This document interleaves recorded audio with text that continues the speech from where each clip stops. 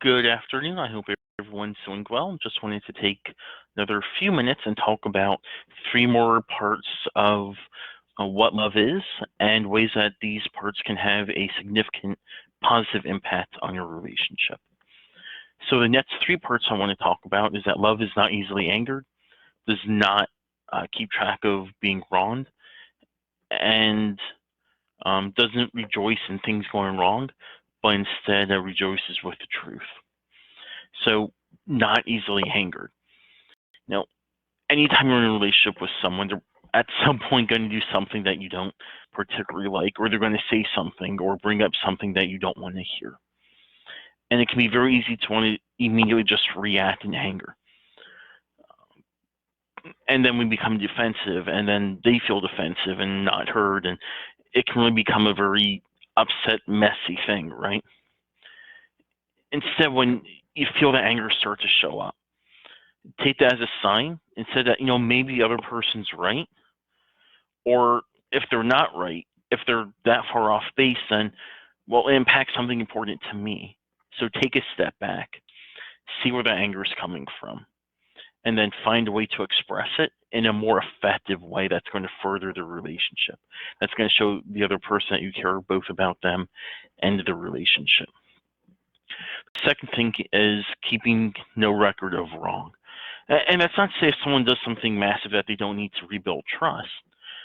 But if you can think back to the last time that you bought a vehicle, probably saw the same color, make, and model all over the road, right?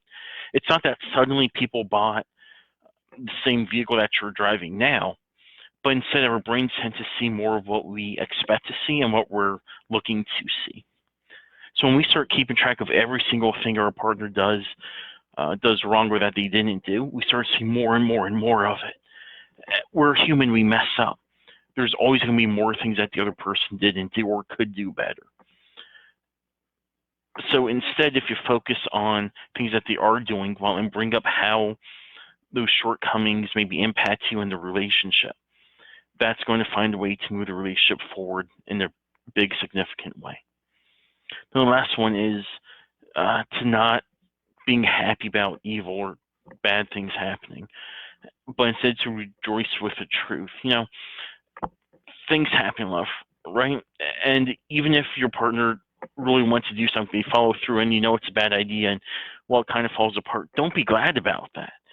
That's negatively impacting, that's hurting someone that you care about. And in some way, it's going to hurt you too. Instead, find ways to rejoice, to be happy in when things go well and when the objective truth in that situation comes out. And the same thing, you hear something you don't want to hear. You know what? Sit back, think about it. If they're right, be thrilled, be happy that the other person had the courage to tell you that, because now you can do better, right? But how can you do better unless you hear that? So love is not easily angered, doesn't keep track of what's wrong, and doesn't delight when things go wrong or evil happens, but instead rejoices and is happy with the truth.